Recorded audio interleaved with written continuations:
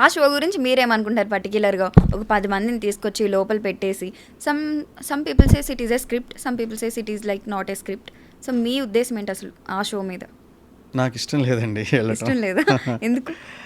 అంటే మనం లైఫ్లో ఏమైనా అవ్వకపోయినా మన క్యారెక్టర్ మనతో ఉంటుంది. మనం చాలా కష్టపడి బిల్డ్ చేసుకొని ఉంటాం ఆ క్యారెక్టర్ని. ఆ క్యారెక్టర్ని అలా బిల్డ్ చేసుకున్న తర్వాత మీరు అన్నట్టు ఒకవేళ స్క్రిప్ట్ అయింది అనుకోండి, ఫర్ ఎగ్జాంపుల్ మన ఇద్దరం బిగ్ బాస్ హౌస్లో ఉన్నాం అనుకోండి, ఒకరోజు మన ఇద్దరం బాగా గొడవ పడడం చూపించారనుకోండి, ఆ రోజు ఇంకో టైంలోనో ఎప్పుడో నేను నెక్స్ట్ డేనో ఎప్పుడో నేను మీకు వచ్చి సారీ చెప్పాను అనుకోండి గొడవ జరిగినందుకు. ఆ సారీ చెప్పడం అనేది it's a very big thing కదా. ఒకళ్ళు తప్పు తెలుసుకొని ఇంకొకరికి వెళ్ళి సారీ చెప్తే అవతల మనిషి కూడా చాలా పాజిటివ్గా, చాలా గొప్పగా, ఒక కన్సోలింగ్గా, మళ్ళీ ఎంతో ఫ్రెండ్షిప్ జనరేట్ అయ్యేటట్టుగా సారీ చెప్తే చాలా సాల్వ్ అవుతాయి కదా. Sorry is not a small thing.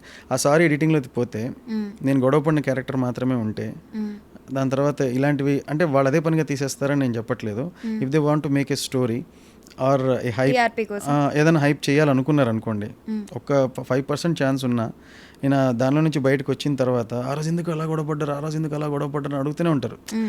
Big బాస్లు seasons వస్తుంటాయి పోతుంటాయి, కానీ నా లైఫ్ ఒకటే కదా.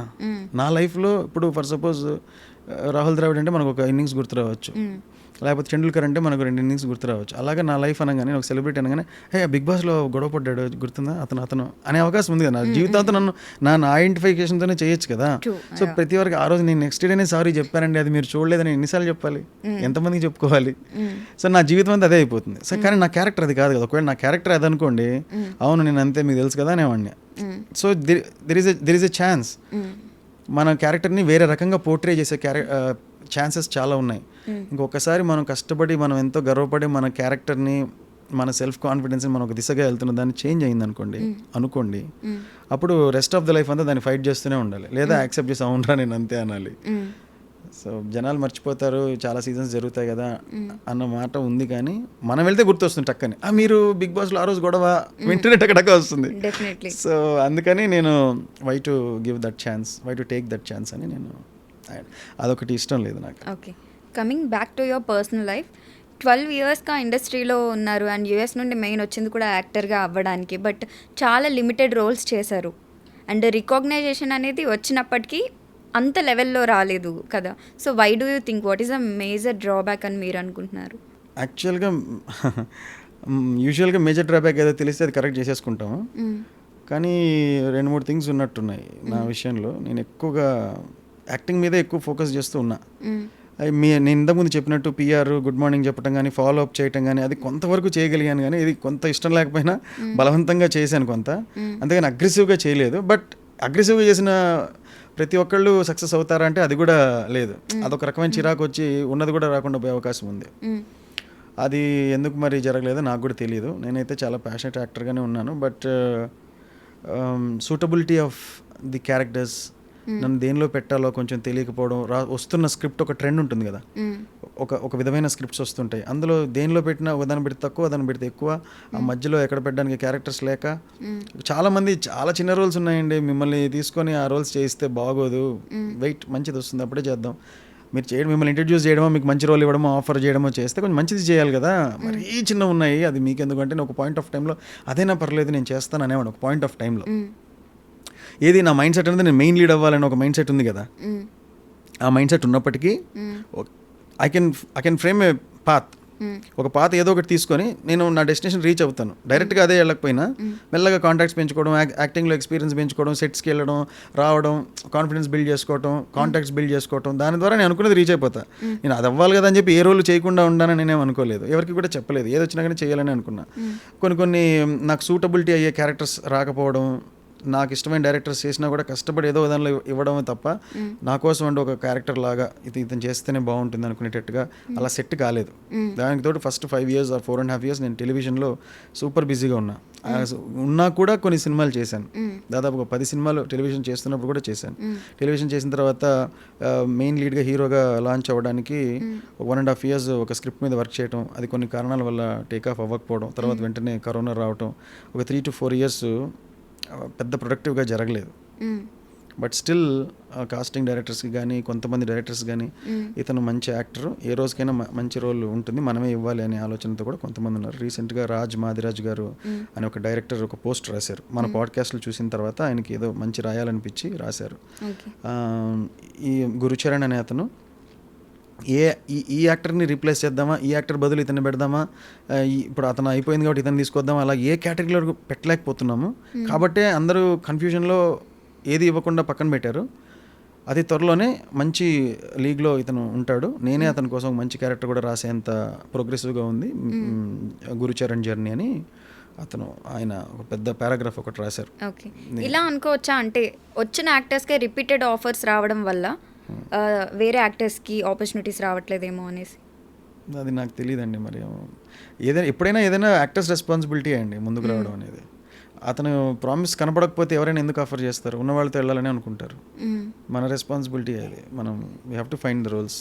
ఓకే, కాకపోతే ఎవరు కూడా టాలెంట్ని వద్దంటారు కదా. ఎవరైనా పర్ఫార్మెన్స్ ఇరగదీసేస్తున్నాడంటే ఏ డైరెక్టర్ అయినా సరే ఫస్ట్ అది గ్రాప్ చేసుకోవాలి, దాని నుంచి తన సినిమాకి కావాల్సింది పోర్ట్రే చేసుకోవాలనే కదా ట్రై చేస్తారు. సో వాళ్ళకి కంట పడట్లేదన్నా, వాళ్ళని ఇంప్రెస్ చేయట్లేదన్నా మనదే తప్పని నేను అనుకుంటాను. ఓకే, బిగ్గెస్ట్ రిగ్రెట్ ఏమనుకుంటున్నారు? ఏదైనా రిగ్రెట్ ఉందా మీకు మీ లైఫ్లో ఇప్పటి వరకు? రిగ్రెట్ అంటే ఇప్పుడు సోషల్ మీడియాలో యాక్టివ్గా ఉండటం అనేది నేను ఒక 5-6 years నేను కన్సిడర్ చేయలేదు. అంటే జనాలు కూడా అప్పుడు అంత ట్రెండ్ కూడా లేదులేండి. యాక్టివ్గా ఉండడం, నేను ఎందుకో యూట్యూబర్గానో లేకపోతే వీడియోస్ రెగ్యులర్గా అప్లోడ్ చేయడము, అలా చేస్తే నెక్స్ట్ తమ్నీల్ ఏం పెట్టాలి ఇలా ఆలోచనలు వెళ్ళిపోయి నెక్స్ట్ టాపిక్ ఏం మాట్లాడితే మనకు వ్యూస్ వస్తాయి, నెంబర్ గేమ్లోకి ట్రాప్ అయిపోతాము. అలా ట్రాప్ అయితే ఇంకా యాక్టింగ్ ఎలా చేయగలము, యాక్టింగ్ కాన్సన్ట్రేషను అదంతా ఉండదు కదా. సో నేను అవన్నీ చేయను, యాక్టింగే కాన్సన్ట్రేట్ చేస్తాను అన్నట్టుగా ఉన్నాను. ఓకే, అలా కాకుండా ఇంకొంచెం సోషల్ మీడియా ప్రజెన్స్ ఏమైనా పెంచుంటే బాగుండు అని ఒక చిన్న ఆలోచన. But everything happens for a reason. Now I'm happy, no regrets. Okay, so మీరు అండ్ యువర్ మమ్మ మంచి సింగర్స్ అనుకుంటా కదా? వీడియో చూసారా? చూసారు. సో మా కోసం ఒక చిన్న పాట. అయ్యో బాబోయ్ ఏంటి ఓన్లీ యూట్యూబ్లోనేనా? ఇది కూడా యూట్యూబ్లోనే వస్తుంది. కాపీరైట్ పడిపోద్దండి. పాట పాడుకున్నా మేము చూసుకుంటాం. మాకు మూవీసే అన్ని ఏమంటారు యాక్సెప్టెన్స్ ఉంది ఐ డ్రీమ్ వాళ్ళకి. సినిమాలే పెద్ద పెద్ద అప్లోడ్ చేస్తాం మేము, చిన్న పాటను కట్ చేయలేవా? ఏదో టక్కని అడిగితే ఏం పాడాలండి? గ్యాప్ తీసుకుని పాడండి. గ్యాప్ తీసుకోవాలా? ముందు ఆ వీడియో గురించి మాట్లాడదామా? మీరు టక్కని పాట పాడమని అడిగారు. ఆ వీడియో ఏంటి అది చెప్పు. అది మదర్స్ డే రోజు నేను మా మదర్ కలిసి ఒక పాట పాడాలి, అది ఫేస్బుక్లో అప్లోడ్ చేయాలి అని అనుకున్నాం. దళపతి సినిమా నుంచి సింగారాల పైరులో అనే పాట. అందులో ఇద్దరు జెంట్సే, ఆ లేడీ సింగర్ ఉండదు. అయినప్పటికీ నేను మా అమ్మ పాడాలి అది అని మేమిద్దరు, నేను మా అమ్మ కలిసి ప్రాక్టీస్ చేస్తున్నాం. ముందు రోజు నైట్, అది కరోనా లాక్డౌన్ టైం అనుకుంటా, అందరం ఇంట్లోనే ఉన్నాము. నేను, నాన్న, అమ్మ అందరం ఉన్నాము. నేను మా అమ్మతో కలిసి ఏదో చూసుకుంటూ పాడుతున్నాం. అది రిహార్సల్ చేస్తుంటే మా ఫాదర్ దాన్ని వీళ్ళేదో సరదా చేస్తున్నారు కదా అని ఆయన రికార్డ్ చేశారు. అది పాడుతున్నాక మధ్యలో చూసాను ఆయన రికార్డ్ చేయడం. ఓహో, ఇది రికార్డింగ్ జరుగుతుంది. మా ఫాదర్ అన్నిటికీ రికార్డ్ చేస్తుంటారు, ఏ చిన్న జరుగుతున్నా రికార్డ్ చేస్తుంటారులే అని అనుకుని కొంచెం మా మదర్ దగ్గర నేను పిచ్చి వేషాలు వేస్తాను, ఆమెను టీజ్ చేసుకుంటూ ఏడిపించుకుంటూ అట్లేదో సరదాగా పాడిన తర్వాత అది చూసి చాలా జాలీగా, చాలా క్యూట్గా భలే ఉంది. మళ్ళీ నెక్స్ట్ డే పాడడం ఎందుకు, ఇదే పెట్టేద్దామని దాన్ని అప్లోడ్ చేశాను. చేస్తే అది చాలా మంచి రెస్పాన్స్. అదే మీరు చూసినట్టున్నారు. So that is how. ఊరికే పాడదామని పాడాం. మా మదర్ చాలా మంచి సింగర్, కానీ నేనేం మంచి సింగర్, నేను బాత్రూమ్ సింగర్నే. కానీ మా మదర్తో కలిసి పాడితే, నేను మంచి సింగర్ కాకపోయినా మా అమ్మతో కలిసి పాడుతున్నందుకు నన్ను 2-3 మెచ్చుకుంటారని అనుకున్నా.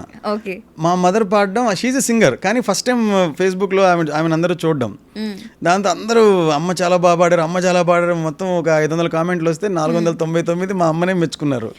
నన్ను ఒక్కరు కూడా మెచ్చుకోలేదు. నేను సింగర్ కాదు, కానీ ఆవిడతో మెచ్చుకోలేదంటే అర్థం ఏంటండి? మనం పాడలేదనే కదా అర్థం. పర్లేదు, ఇక్కడ పాడాలా? పాడండి. ఏమో ఎవరైనా మ్యూజిక్ డైరెక్టర్ వాయిస్ ఇంత బాగుంది అనుకోవచ్చుగా. వద్దు, అనవసరంగా మ్యూజిక్ ఇండస్ట్రీని చెడగొట్టడం నాకు ఇష్టం లేదు. ఓకే, బాత్రూమ్ అనుకోండి. బాత్రూమ్ లో మీరు ఒక్కరే ఉన్నారు అనుకుని పాడండి. బాత్రూమ్ మనం ఒక్కరే ఉంటాం కదండి. మీరు ఒక్కరే ఉంటారు.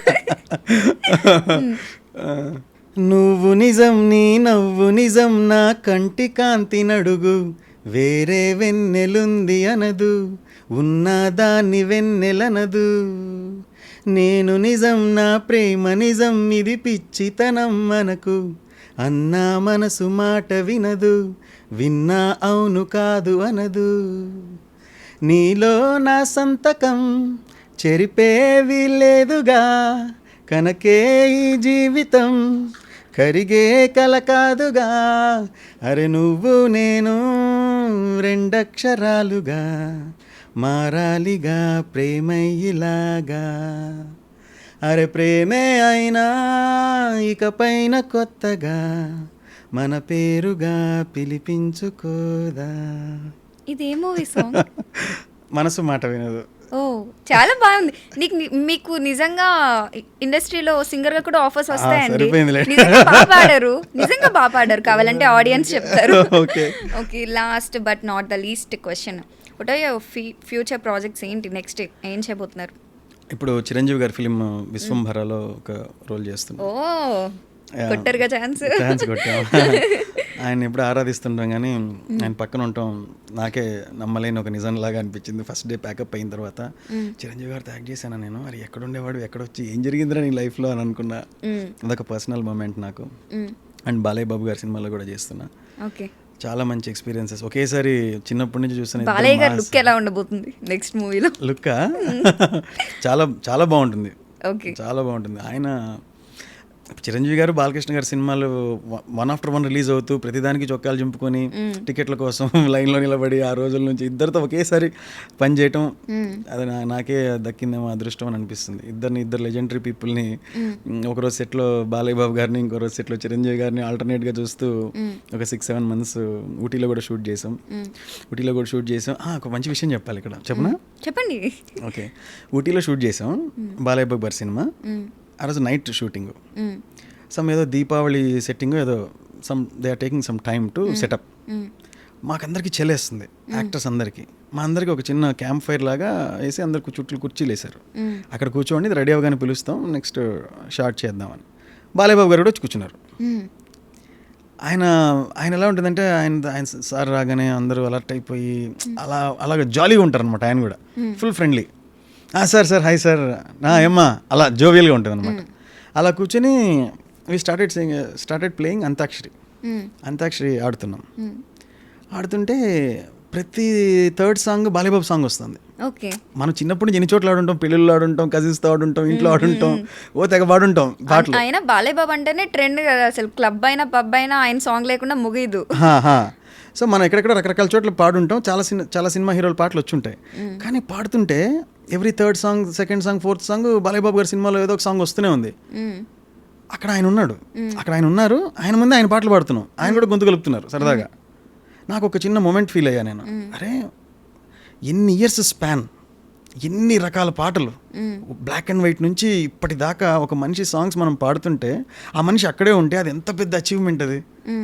ఆయన కూడా ఆయన పాటలు పాడుతూ ఎంజాయ్ చేస్తూ ఉంటే, ఆయన ఎన్ని ఏళ్ల నుంచి ఒకే పని, యాక్టింగ్ అనే పని ఇంత చేస్తుంటే, ఇంత quantity of work and quality of work చేస్తుంటే, మన అంతాక్షరిలో పాటల్లో కూడా ఆయన పాటలు ఆయనే పాడుకుంటూ అక్కడ ఉన్నారంటే ఒక స్పాన్ ఆఫ్ లైఫ్ చూసి చాలా ఇన్స్పిరేషన్ అనిపించింది. ఓకే, బట్ బేసిక్గా బాలయ్య అనగానే ఆయన కొంచెం కోపదార మనిషి అంటారు, ఎంతవరకు నిజం అసలు?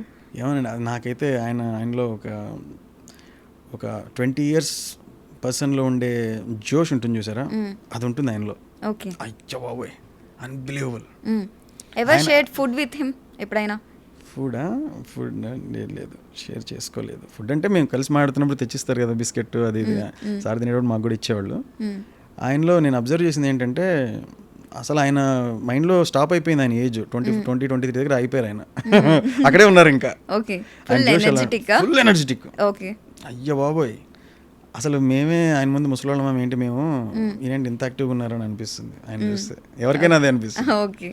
చైల్డ్ లైక్ పర్సన్ ఆయన in terms of energy. Pan India మూవీసా అవి ఇప్పుడు? అనుకుంటానండి, కరెక్ట్గా తెలియదు.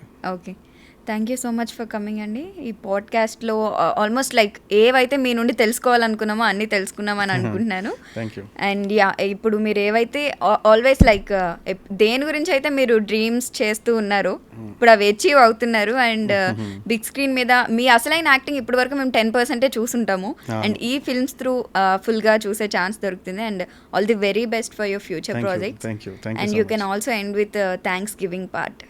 థ్యాంక్స్ గివింగ్ పార్ట్ ఎవరికన్నా థ్యాంక్స్ చెప్పాలనుకుంటున్నారా parents of course yeah and ఈ హోల్ జర్నీలో ఇంత పెద్ద జర్నీలో వేరే ఏ పని చేయకుండా ఓన్లీ యాక్టింగే 10-12 ఏళ్ళుగా చేస్తూ రావాలి అంటే షూర్ షార్ట్గా మనకు సపోర్ట్ ఇచ్చిన వాళ్ళు ఉంటారు, మనల్ని కంప్లీట్గా నమ్మి. నాకన్నా కూడా నా ఫ్రెండ్స్ ఎక్కువగా నమ్మారు నన్ను, వీడు ఏదో ఒక రోజు ఏదో ఒకటి చేస్తాడని. అన్కండిషనల్ సపోర్ట్, అన్కండిషనల్ లవ్ వాళ్ళు ఇచ్చి ఉంటారు. సో మా ఫ్రెండ్స్ అందరికీ ఎప్పటికైనా సరే రుణపడి ఉంటాను. ఈ ఐ డ్రీమ్ ఇంటర్వ్యూ తరపున పాడ్కాస్ట్ తరపున చెప్పాలనుకుంటున్నాను. అండ్ పేరెంట్స్కి ఇప్పటిదాకా రోల్స్ ఇచ్చి ఎంతో కొంత చేసిన చాలా తక్కువ వర్క్ కూడా ఎంతో కొంత పేరు, నేను చేసిన వర్క్ నాకు వచ్చిన పేరే కొంచెం ఎక్కువ. సో అలా రావడానికి కారణమైన డైరెక్టర్స్కి, కాస్టింగ్ డైరెక్టర్స్కి అందరికీ థ్యాంక్ యూ. మీకు కూడా thank you. Thank you so much.